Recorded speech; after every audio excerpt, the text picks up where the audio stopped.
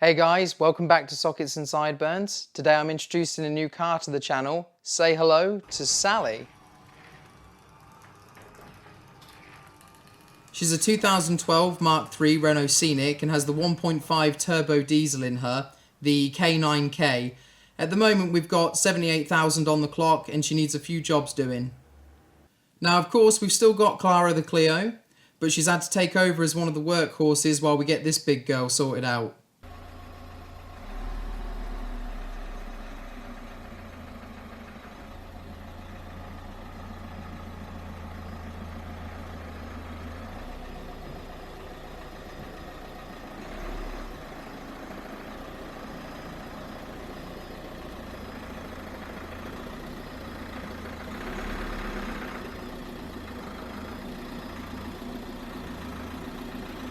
Now, as you can see, unfortunately, we aren't going to be able to use the lift for this car right now, as we are restricted with our head height.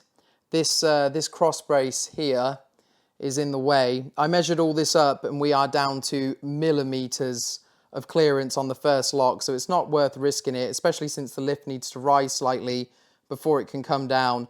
So we'll be going back to jacks and stands for at least some of this. I'm unsure right now what I'm going to do about the lift issue, but I will be doing something.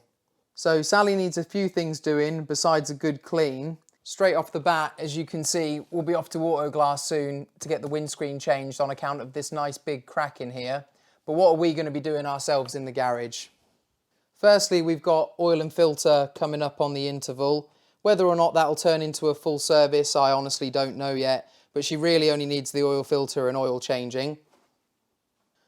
Next up is a new battery. This one just about got through last winter with a charge and a recondition. It gave us some jip in the cold, but I mean, it was -8, snow on the ground, early morning, and it did start the car. But it's the original battery, so that's 9 years old now. It's just getting old, weak, and I'm not chancing another winter with it in there. This has been recharged 2 days ago, and you'll see the voltage just isn't staying up where I'd like on a freshly charged battery. 12.23 volts there. And the morning that it was charged and had gone bad in the snow, it was very low voltage then as well. Now, following on from that weak battery, we also have a check parking brake message. Now this car has an electronic parking brake, and this fault came up the same morning as the battery issue started, and we all know that low battery voltages can cause all kinds of lovely faults to pop up.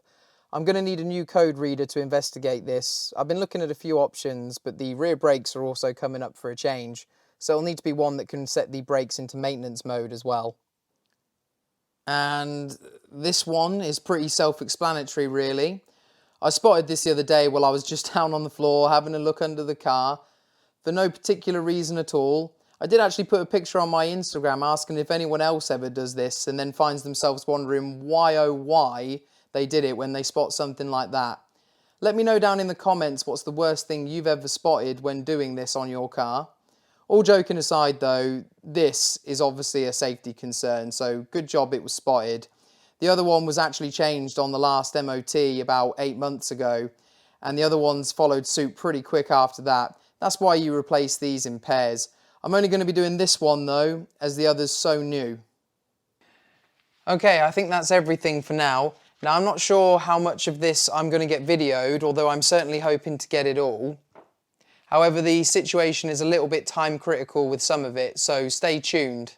If anything, we've got to get it done quick so we can stop the lady of the house moaning about the lack of AC on her way into work because she's using the Clio right now and that doesn't have it in.